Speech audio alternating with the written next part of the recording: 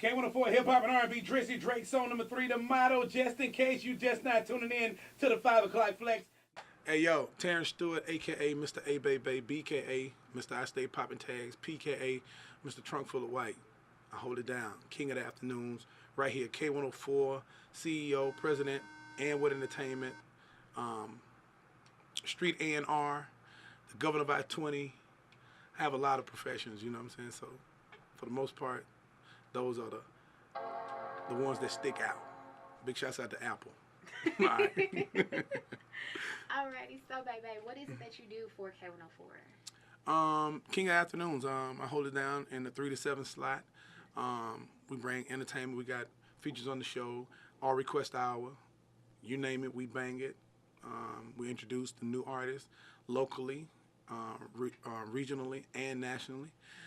We have a segment on our show called the Kill It or Feel It. This is when we play the new joint of the day, unfamiliar, local, regional, and national, and international. And we let the people call in and vote whether or not we kill it or they feel it. And we do the 5 o'clock flex, where we do the hottest countdown in the Metroplex. That's about it, what I do for K104, and we get it in. Okay, so what do you do industry-wise? Industry-wise, I am the conduit for entertainment. I introduce the unknown to the known.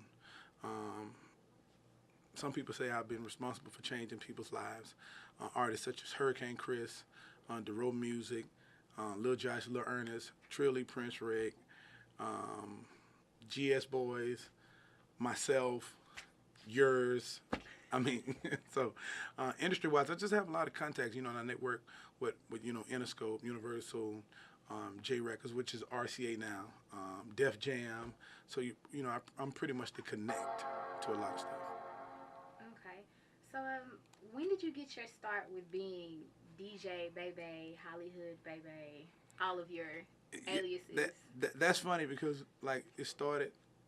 I've been dancing all my life, so I've always been musically inclined. But I think I got my breakout in 1980, not 1980 because I almost told that I was 50. No, 1998. 1998, I was an MC. But even before then, I mean, I was in a band. So if you're in band, everybody that's in band has a special musical talent. We have a special ear, so we hear music differently, even though we hear the same thing as you hearing, but we have a different ear. So I was a guardsman. I was part of an auxiliary. You know, the guy that has the rifle, be marching, but he ain't got no trigger. Yeah, I was that guy. Then the next year I tried out for drum major. I became drum major. And in 3 months, I learned how to play the baritone. And I learned in 3 months to get a scholarship into Grambling State University.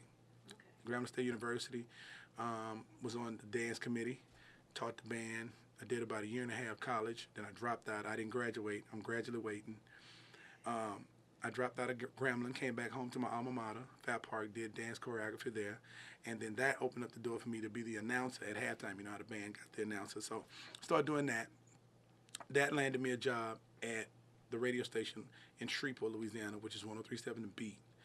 And that spiraled me into the music industry, which I had a gift and a talent to be, a big influence over the local scene. So I started putting the local guys on, and not only local guys, but I mean, your favorite rapper right now, Jeezy, Plies, Rick Ross, Busta Rhymes, Jay-Z, everybody. You know what I'm saying? Because that was the influence and the connect between the industry and in the street. So that's about it as far as me and how I got my start. Okay. Well, tell me a little bit about growing up in Shreveport. Were you the it guy? Were you the guy not likely to be it? Yeah, like growing up in Shreveport was real, instrumental to my career because I was like the most likely not to succeed. I didn't grow up very poor, but grew up, pretty poor, or say challenged, because my mom, she did the best to provide, you know what I'm saying, for us. But yeah, I was the last in the league of us growing up to be seen as being successful. It was kind of rough, but then, we survived. I was not the it factor. I was the one that could dance real good, give you a good laugh, clowned in school, but I got my grades. I graduated 2 years early. So, I was the youngest thing at Grambling State University. I graduated when I was 15, and I was in Grambling at 16. So, like I say, we did it. I was majoring in criminal justice and minoring in band. But that all changed because then I started majoring in hustling and the power to connect. So that's why I call myself Baby the Ambassador, bringing people together that wouldn't normally be there. Okay. Um, what brought you to this point? What brought you to Dallas? What brought you to K104? So while I was on vacation and traveling on the road with Hurricane Chris during the success of his career, I stopped in Dallas to DJ a party. Came to K104 to swap some, share some music files with DJ Steve Nice, where I met Skip Cheatham. And Skip Cheatham talked with me. We chatted. He figured out what I was doing, and he said, hey, I might have something on the weekend. I might have a weekend slot. I want you to come and fill in. Because Skip, like going back, from Dallas to Alabama, he had heard me on the radio and thought, like, hey, wow. I'm saying, guy's talented or whatever. Knows a lot of people. This even before the Hurricane Chris and the A-Bay Bay thing.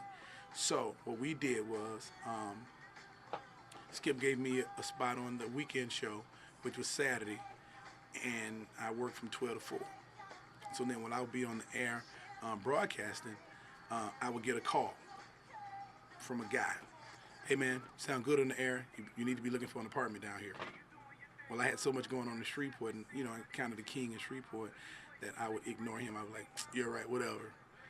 So I worked about like 4 more weekends, and then I landed on the afternoon drive spot. That's what brought me to Dallas. K104 Hip Hop and R&B. First off, I want to send a big shout out to my producer, Breeze, that don't do absolutely jack but digging his nose. Getting ready for the 5 o'clock flex, 214-787-1104. Get ready to win tickets to see Dream live at the Southside Music Hall right here at K104. Okay, so what has been your most memorable event as DJ Bebe, Hollywood Bebe, as Bebe? I have several memorable moments. One of my most memorable moments was meeting Jay-Z, meeting Diddy like on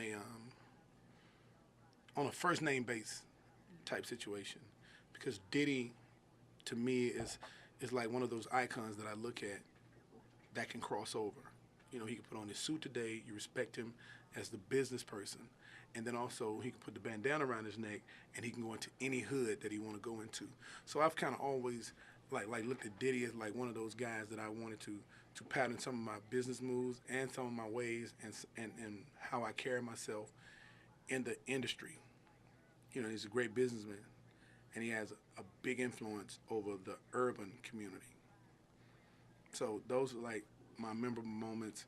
Meeting Cash Money Baby, they from the crib. We met them, and we still have relationships with those. 50 Cent is like another one of my most memorable moments because 50 showed me the power of relationships. 50 Cent came to my birthday party in 2009, I believe, and he brought the whole G Unit, didn't charge me one dime. Yeah, one dime. And 50 hadn't performed in a club in years. This is right around the time him and Rick Ross was having the little issues or whatever. But 50 showed me the power of relationships. So now when I hear artists tell me, well, man, I can't do anything, holler at my manager, I don't believe that. You know what I'm saying? And because if 50 can do it, 50 is like one of the most influential icons in hip-hop. He did it. Vitamin Water, movies. So when I hear an artist tell me that I have a relationship with, that I can't make an appearance or I can't come and support you, even though you've supported my career early on, then I don't buy that. So then I have to just reevaluate my relationships with that particular artist. Okay, so baby, before we wrap up, how do ratings and numbers affect your show specifically and what it is that you do for K104? I'm glad you asked that question. Numbers and ratings. To me, it doesn't really affect my show. It only affects the way I prepare for my show. Meaning, I'm me every day, and I've been told that I have a genuine gift of gab. I know people, so therefore, I can pretty much tell you like you're having a bad day, something's bothering you, and I just try to relate to those people every day. As to where I used to do radio, and I used to just come in and just do me. It was all about doing me, making sure I had the best possible show for me, and in the middle, you were being entertained. Well, now I care about the listener. Some people don't want to hear you talk all day, and the way that the way that we're being rated now, the new way we're being rated now, which is PPM, people personal meters, it kind of take the fun away because they have a new rule in the way they rate you. Back then they had Arbitron, it was a popularity game, so if everybody, everything was catered toward marketing. Well, now, it's about executing a plan and doing it early. You ever heard the saying, some people got something to say and some people just want to say something? So now I've transformed to the person that has something to say into just having something or just wanting to say something. So ratings, when we get them, for the most, we win. And for the less, we may have a bad week or two, and then they'll come in and say, well, hey, what are you doing? How are you executing? But for the most part, I mean, second nature, every break to them or to the rating, to the ratings is like you have to execute to win and plan not to lose. So with the ratings, to answer your question, it doesn't really affect me because I know that I come on the court to play the best that I can play every time I play and let the numbers fall where they may. Okay, so baby, social networking, how has that either helped or hindered what it is that you do on a daily basis? Social network has helped me in ways. It really hadn't hurt me, but social network allowed me to interact with my fans, interact with my peers. It allows me to get my information out there that my people from out of town may want. People across the world, internationally too. Hinder, I wouldn't say hinder, but a lot of social media kind of handicaps the real hustle in people. Meaning, like if you spend a lot of time at home on your computer, that means you're not doing that much stuff in real life. And at the end of the day, you got to get up, you got to hustle, you got to get around, move, meet people. I call it, you got to hustle, you got to touch babies and kiss ladies and what's real. That's reality to me. Twitter, Instagram, Facebook, MySpace, if you're still on MySpace, that's kind of like, you do that because, you're able to reach some people that you probably wouldn't have normally reached. So in my case, I mean, it hadn't really handicapped me, but it, social media has helped.